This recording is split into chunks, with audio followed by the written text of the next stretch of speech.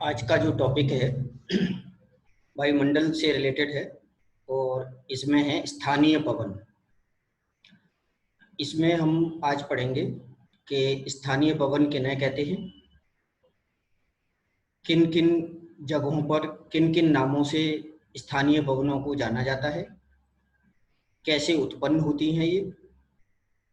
इसके साथ ही फिर हम पढ़ेंगे चक्रवात और प्रतिचक्रवात, उनकी उत्पत्ति के कारण और उनको विभिन्न स्थानों पर किन किन नामों से जाना जाता है।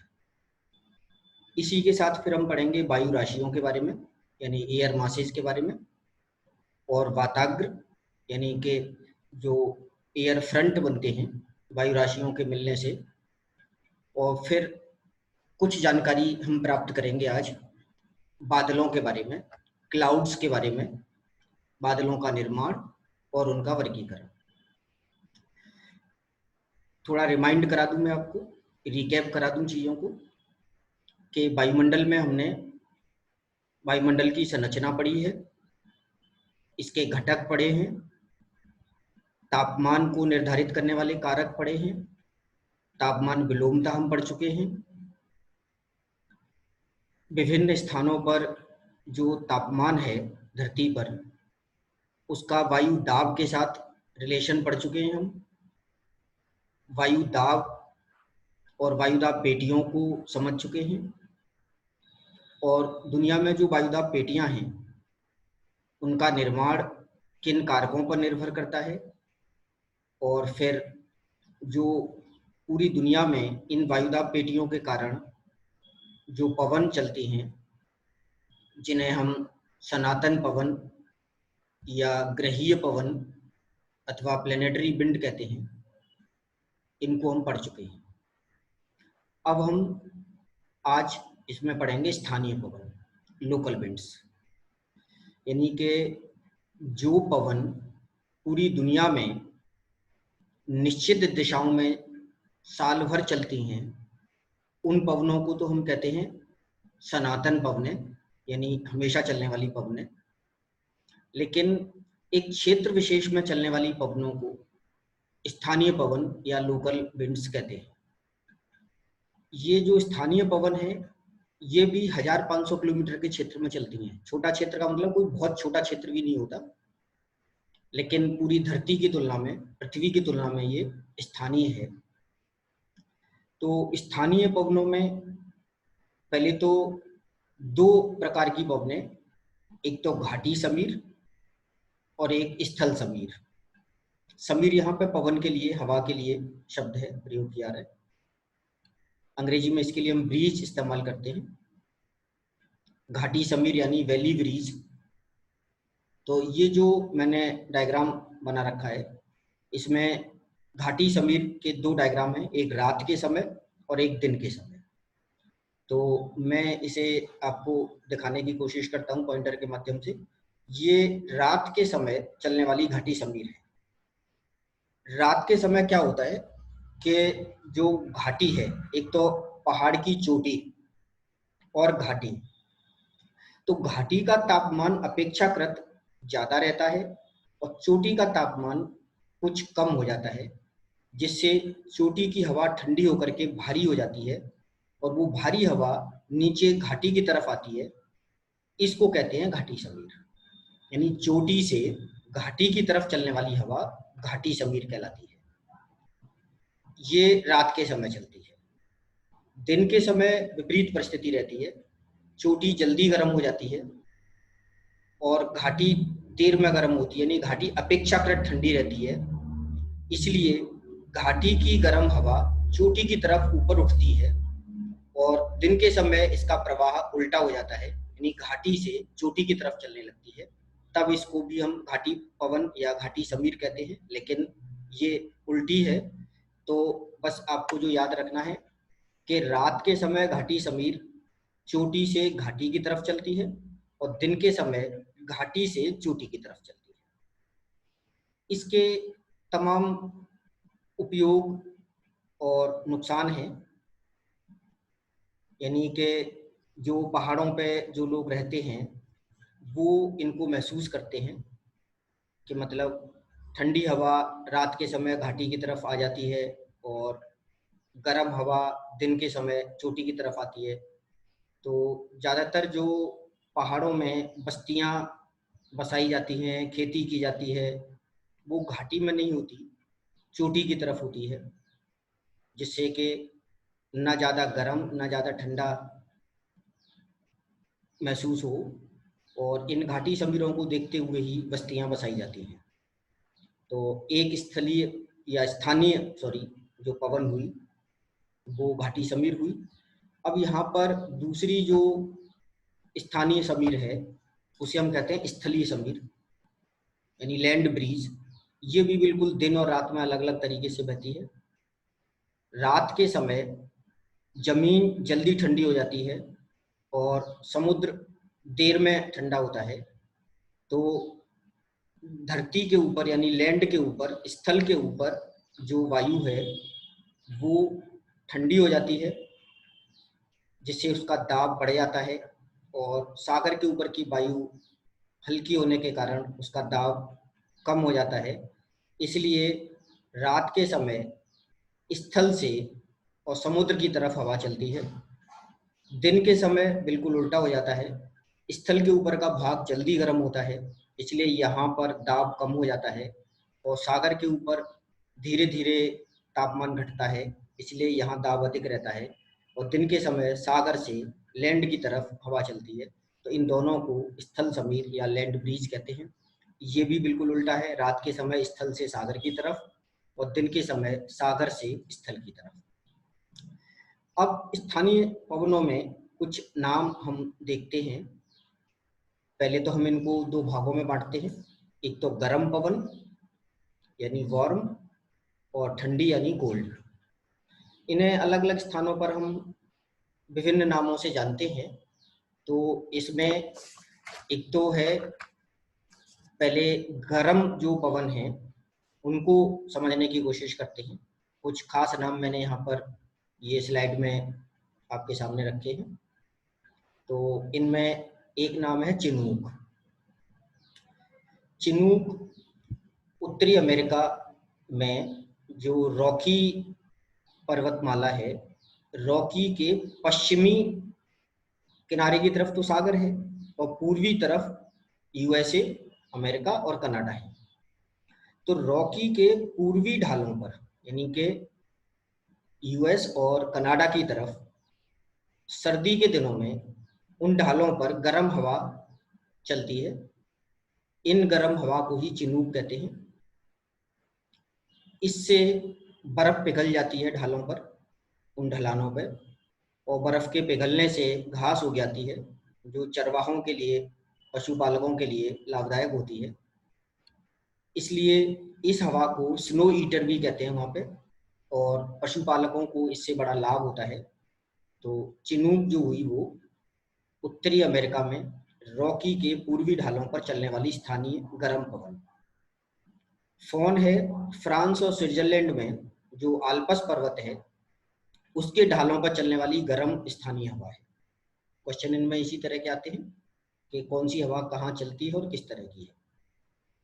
फिर अगली जो स्थानीय पवन इम्पोर्टेंट जो है वो हर्मटन है। हर्मटन जो है उत्तरी अफ्रीका में जो गिनी का तट है उधर की तरफ ज़्यादा उमस बढ़ जाती है जिन दिनों में, उन दिनों में चलने वाली पवन है, और ये उमस को नष्ट करती है, उमस को ख़त्म करती है, जो ह्यूमिडिटी है उसको ख़त्म करती है, और ह्यूमिडिटी के कारण वहाँ पर तमाम बीमारियाँ फैलती हैं। लेकिन जब हर्मटन चलने लग जाती है तो वो उमस ख़त्म होने से बीमारियाँ रुक जाती हैं। इसलिए इसको वहाँ पर लोग डॉक्टर विंड के नाम से भी जानते हैं, क्योंकि इस हवा के चलने पर बीमारियाँ स्वतः ही समाप्त हो जाती हैं। इसके बाद फिर एक स्थानीय पवन सिरोको है। सिरोको एक कॉमन वर्ड है जो उत्तरी अफ्रीका के जो देश हैं, मिस्र है, लीबिया है, ट्यूनीशिया है, इनसे उत्तर की तरफ यूरोप की तरफ चलती है और भूमध्य सागर को पार करके यूरोप तक पहुंच जाती है। सिरोको को अलग अलग जगहों पर अलग अलग नाम से जानते हैं। तो इटली में तो इन्हें सिरोको ही कहते हैं, लेकिन इन्हीं हवाओं को मिस्र में खमसिन कहते हैं, लीबिया में गिबली, ट्यूनीशिया में चिली और स्पेन में लेवेज कहते हैं। ध्यान रखना ये सभी सिरोको के ही नाम हैं, वही हवाएं हैं जो उत्तरी अफ्रीका से भूमध्य सागर को पार करके और इटली मतलब जो यूरोप की तरफ पहुंचती है, और इनसे बरसात होती है क्योंकि नमी सोख लेती हैं ये अपने साथ, नमी को लेते हुए आगे बढ़ती हैं, और सहारा के मरुस्थल से होते हुए जाती हैं तो ये अपने साथ लाल जो बालू होती है, रेड सैंड होती है, उसको भी मिला लेती हैं। इसलिए यूरोप में इटली, स्पेन, इन देशों में जब बरसात होती है तो लाल बरसात होती है, इसलिए इसे रक्त वर्षा या ब्लड रेन भी कहा जाता है, लाल बजरी और लाल मतलब रेत के कारण। तो सिरोको जो है इस तरह से कई अलग अलग नामों से जानी जाती है। इसके अलावा और भी गर्म पवनें हैं जो अलग अलग देशों में अलग अलग नामों से जानी जाती है। जैसे भारत में गर्मी के दिनों में मई जून में उत्तर भारत में खासतौर से लू चलती है, लू भी इसी तरह की गर्म स्थानीय पवन है। इसके अलावा फिर और देशों में भी तमाम नाम हैं जो आपको याद करने रहेंगे, लेकिन मैंने यहाँ पर इम्पोर्टेंट जो नाम है वो आपको बताए हैं, बाकी आपको थोड़े जो नोट्स हैं उनमें से देखने रहते हैं। इसी तरह से कुछ ठंडी पवनें, जैसे कि फ्रांस में मिस्त्राल है। देखिए फ्रांस में फोन भी चलती है सर्दी के दिनों में, और गर्मी के दिनों में ठंडी पवन मिस्त्राल चलती है फ्रांस में। इटली में इन ठंडी पवनों को बोरा कहते हैं, रूस में बुरान कहते हैं, दक्षिणी अफ्रीका में इनको कंप डॉक्टर कहते हैं, और साइबेरिया और कनाडा में ब्लिजार्ड कहते हैं। तो ये कुछ प्रमुख नाम हैं। इनके अलावा भी ठंडी पवनें और हैं जो आपको याद करने रहेंगे, जिनमें जैसे ड्रामाटोना है, नॉर्दर है, पेम्पोरो हैं, मैक्सिको में चलने वाली ओमोग्यो हैं। तो वो भी नाम आपको इनके साथ में याद करने रहते हैं, लेकिन इम्पोर्टेंट जो मैंने स्लाइड में दिखाई हैं ये है। अब इसके बाद हम चलते हैं स्थानीय पवनों में ही चक्रवात और प्रति चक्रवात। चक्रवात और प्रति चक्रवात दो अपोजिट स्थिति हैं, एक दूसरे की विपरीत स्थितियां हैं। पहले तो दोनों की तुलनात्मक रूप से आप जान लें। जैसे ये जो मैंने डायग्राम दिखाया है कि किसी स्थान पर वायु दाब कम हो गया और उसको घेरे हुए उच्च वायुदाब का क्षेत्र है, हाई प्रेशर का एरिया है, तो बाहर से अंदर की तरफ इस तरह से हवाएं चलती हैं। अंदर की तरफ आप जानते हैं कि हवाएं उच्च दाब से निम्न दाब की तरफ ही चलती हैं, तो इस तरह से ये चक्रवाती हवा कहलाती हैं। और इसी तरह से जब किसी स्थान पर उच्च वायुदाब हो जाता है और उसको घेरे हुए निम्न वायुदाब क्षेत्र रहता है, जैसे मैं पॉइंटर घुमा रहा हूँ, तो फिर ये हवाएं इस तरह से चलती हैं बाहर की तरफ, इनको प्रति चक्रवात कहते हैं। इसको हम कन्वर्जेंस और डाइवर्जेंस से भी समझ सकते हैं। देखो ये जो राइट हैंड वाला डायग्राम है कि बाहर का तरफ दाब ज्यादा है, अंदर दाब कम हो गया है, तो बाहर से अंदर की तरफ हवा चल रही है और ये ऊपर उठती हैं और एक साइकिल में घूम जाती हैं, तो इनको हम चक्रवात कहते हैं। ये चक्रवात उत्तरी गोलार्ध में और दक्षिणी गोलार्ध में अलग अलग तरीके से घूमते हैं। उत्तरी गोलार्ध में ये एंटी क्लॉकवाइज घूमते हैं और दक्षिणी गोलार्ध में क्लॉकवाइज घूमते हैं। तो इस तरह से भी क्वेश्चन इन पर बनता है। जैसे एक डायग्राम दे दिया, जैसे ये देखोगे आप, ये डायरेक्शन एंटी क्लॉकवाइज है, ये डायरेक्शन क्लॉकवाइज है। तो जैसे अगर हम कहें एंटी क्लॉकवाइज, तो ये उत्तरी गोलार्ध की पवन है, उत्तरी गोलार्ध का चक्रवात है। और इसकी बात करेंगे हम तो ये क्लॉकवाइज है और ये प्रति चक्रवात है, और प्रति चक्रवात उत्तरी गोलार्ध में क्लॉकवाइज घूमता है। उल्टा होगा, देखो चक्रवात उत्तरी गोलार्ध में एंटी क्लॉकवाइज और प्रति चक्रवात उत्तरी गोलार्ध में क्लॉकवाइज। बिल्कुल उल्टा, दक्षिणी गोलार्ध में चक्रवात क्लॉकवाइज और जो प्रति चक्रवात है वो एंटी क्लॉकवाइज। इसी तरह से यहाँ पे प्रेशर को देखोगे कि ये प्रेशर यहाँ ज्यादा है तो ज्यादा से बाहर की तरफ हवाएं निकल रही हैं, बाहर की तरफ जा रही हैं हवाएं, तो ये डाइवर्जेंस कहलाएगा। डाइवर्जिंग एयर है, एक दूसरे से दूर जाने वाली हवा और एक दूसरे की तरफ आने वाली हवा। तो एक दूसरे की तरफ आने वाली हवा से चक्रवात बनता है और एक दूसरे से दूर जाने वाली हवा से प्रति चक्रवात बनता है। ये तो मैंने तुलनात्मक बताया। अब अगर हम एक्चुअल डायग्राम देखें चक्रवात का, तो देखिए ये क्लॉकवाइज और एंटी क्लॉकवाइज घूमते हुए, ये एक्चुअल डायग्राम है, सैटेलाइट से ली गई तस्वीर है। ये देखिए ये क्लॉकवाइज घूम रहा है, चक्रवात है ये, अंदर से बाहर की तरफ हवाएं घूम रही हैं। देखिए मैं पॉइंटर से घुमा रहा हूँ इनको, तो इस तरह से ये चक्रवात है, क्लॉकवाइज है, तो ये दक्षिणी गोलार्ध का है। और ये देखिए ये इस तरह से घूम रहा है, ये एंटी क्लॉकवाइज है। डायरेक्शन देखिए आप, घड़ी की सुई की दिशा के विपरीत घूम रहा है। ये भी अंदर से बाहर की तरफ हवाएं आ रही हैं, तो ये उत्तरी गोलार्ध का चक्रवात है। तो ध्यान रखेंगे ये उत्तरी गोलार्ध का चक्रवात है, और ये जो मैंने दिखाया कि ये दक्षिणी गोलार्ध का चक्रवात है। तो चक्रवात के साथ में मौसम खराब होता है। चक्रवात के आने पर तेज आंधी तूफान आता है, तेज बरसात होती है, और जनधन की काफी हानि होती है। चक्रवात खराब मौसम के सूचक होते हैं। भारत में अरब सागर और बंगाल की खाड़ी दोनों में ही चक्रवात पैदा होते हैं समय समय पर, लेकिन अपेक्षाकृत बंगाल की खाड़ी में ज्यादा चक्रवात पैदा होते हैं। इसलिए जो बंगाल की खाड़ी के तटवर्ती राज्य हैं, पश्चिम बंगाल से लेके उड़ीसा, आंध्र प्रदेश और इधर तमिलनाडु तक, इन राज्यों को प्रतिवर्ष चक्रवात के कारण बहुत बड़ा नुकसान होता है। अभी भी इस साल भी पश्चिम बंगाल और उड़ीसा में चक्रवात आए थे, लगभग हर साल आते हैं, और इनसे जनधन की काफ़ी हानि होती है, काफ़ी नुकसान होता है। लेकिन आजकल हम अपने सैटेलाइट के माध्यम से चक्रवातों की सटीक भविष्यवाणी करने में सक्षम हो गए हैं। इसलिए चक्रवात आने से पहले ही जो सरकारें हैं और हमारी जो एनडीआरएफ और जो एसडीआरएफ की टीमें हैं, यानी आपदा प्रबंधन करने वाली जो टीमें हैं, वो सक्रिय हो जाती हैं। लोगों को चक्रवात से प्रभावित स्थलों से हटा लिया जाता है। तो जन हानि को तो काफ़ी हद तक रोक लिया गया है, लेकिन धन की हानि अभी भी काफ़ी होती है इन चक्रवातों के आने से। अब चक्रवात को हम दो भागों में बांटते हैं। एक तो हम बोलते हैं उष्णकटिबंधीय चक्रवात यानी ट्रॉपिकल साइक्लोन, और शीतोष्ण कटिबंधीय चक्रवात यानी कि टेम्परेट साइक्लोन। यानी कि जो ट्रॉपिकल क्षेत्र में आते हैं, यानी कि कर्क रेखा और मकर रेखा के बीच के क्षेत्रों में जो चक्रवात बनते हैं, उन्हें ट्रॉपिकल साइक्लोन या उष्ण चक्रवात कहते हैं, और ये काफ़ी खतरनाक होते हैं, इनकी स्पीड बहुत ज़्यादा होती है। और शीतोष्ण चक्रवात वो हैं जो कर्क रेखा से लेकर के 66.5 डिग्री यानी आर्कटिक सर्किल तक, और उधर मकर रेखा से लेकर के अंटार्कटिक सर्किल तक के क्षेत्र में आते हैं।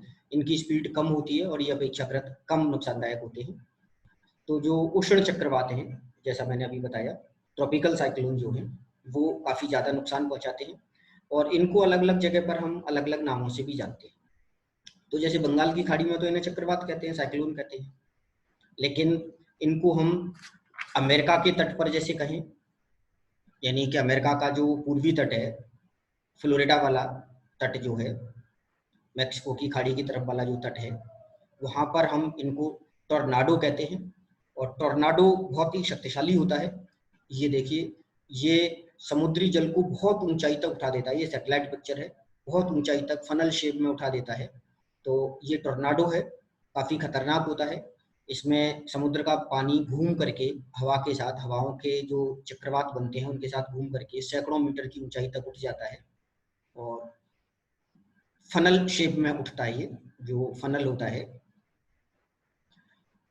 इसलिए ये काफ़ी खतरनाक भी है और काफ़ी तेज भी आता है, और अमेरिका के तट पर इससे हर साल काफ़ी नुकसान पहुंचता है। फिर कैरिबियन सागर में यानी क्यूबा और वेस्ट इंडीज के तट पर हम इनको हरिकेन कहते हैं, इनका लोकल नेम है हरिकेन। फिर जो चीन सागर है और जापान सागर है, वहाँ पर हम इन्हें टाइफून कहते हैं, और ऑस्ट्रेलिया के तट पर हम इन्हें विली विली के नाम से जानते हैं। तो इस तरह से ये जो ट्रॉपिकल साइक्लोन है, ये अलग अलग जगह पर अलग अलग नाम से जाने जाते हैं।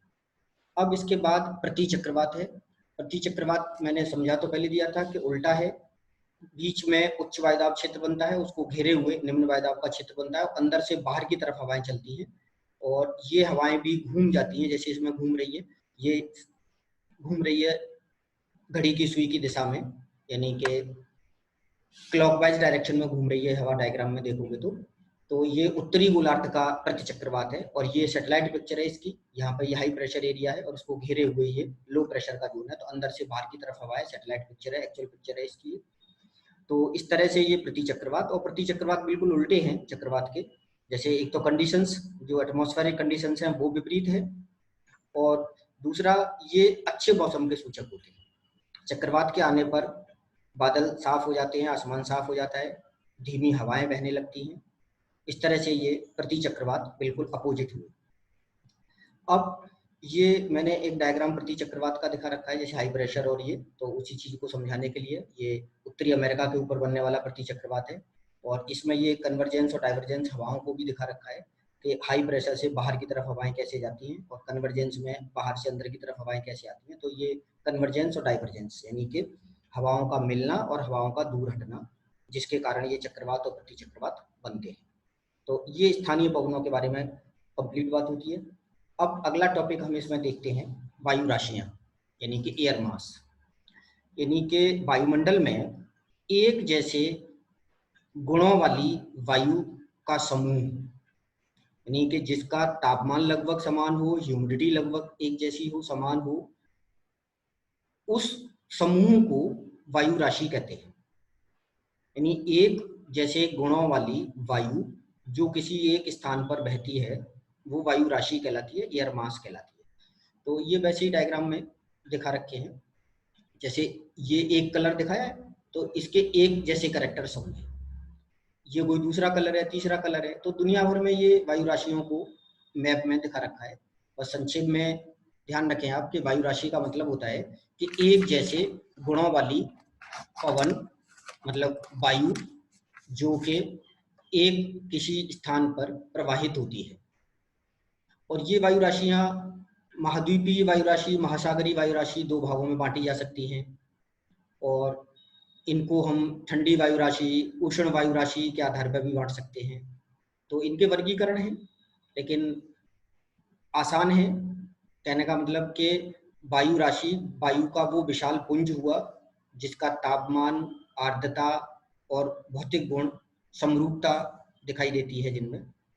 और इसके बाद फिर इनका वर्गीकरण, तो जैसे मैंने कहा कि उष्ण वायु राशि और ठंडी वायु राशि या महाद्वीपीय वायु राशि और सागरीय, महासागरीय वायु राशि।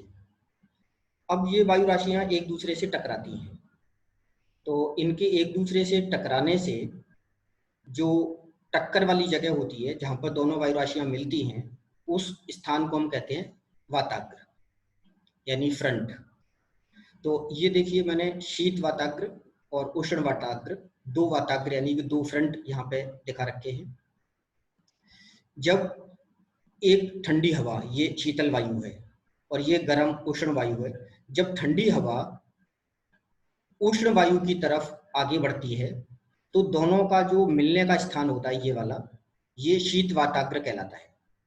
इसका ढलान ज्यादा है, देखिए डायग्राम में दिख रहा है। गुण होता है इसका कि जो शीत वाताग्र है उसका ढलान ज्यादा होगा, और उष्ण वाताग्र में जब गर्म हवा ठंडी हवा को रिप्लेस करके आगे बढ़ रही है तो देखिए इसका ढलान कम है, न्यून कोण बढ़ रहा है, बन रहा है इसका एंगल देखोगे तो आप। तो बस ये कैरेक्टर्स है, इनके कैरेक्टर हैं कि जो शीत वाताग्र है उसका ढलान ज्यादा है और उष्ण वाताग्र का ढलान कम है।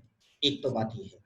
दूसरी बात कि जो उष्ण वाताग्र बनता है उस समय पर इससे जो हवा है ये क्योंकि नमी होती है इसमें और ठंडी हवा के ऊपर पहुंचती है तो इसका तापमान कम होता है और ये सैचुरेट हो जाती है, तो तेज बरसात करती है, तीव्र वर्षा के लिए उत्तरदायी होती है। और जैसे जैसे ये आगे बढ़ता है वैसे वैसे वायु की मतलब जो स्थिति आगे बढ़ती है तो वैसे वैसे बरसात होने की संभावना बढ़ती चली जाती है और तेज बरसात के लिए ये जिम्मेदार है। लेकिन जो शीत वाताग्र है इससे भी ओलावृष्टि, हिमपात ये होने की संभावनाएं बढ़ जाती हैं, क्योंकि ये भी अपने साथ नमी लेकर के आगे बढ़ती है और इससे शीतलहर, जो कोल्ड वेव्स चलती हैं, वो बनने की संभावना बढ़ती है। तो इस तरह से ये दो तरह के वाताग्र, शीत वाताग्र और उष्ण वाताग्र। अब इसके बाद का जो टॉपिक है बादलों का, उसको हम अगली बार में देखेंगे। तो अभी हम इसको यहीं पर खत्म करते हैं और अगले टॉपिक के तौर पर हम बादलों को पढ़ेंगे।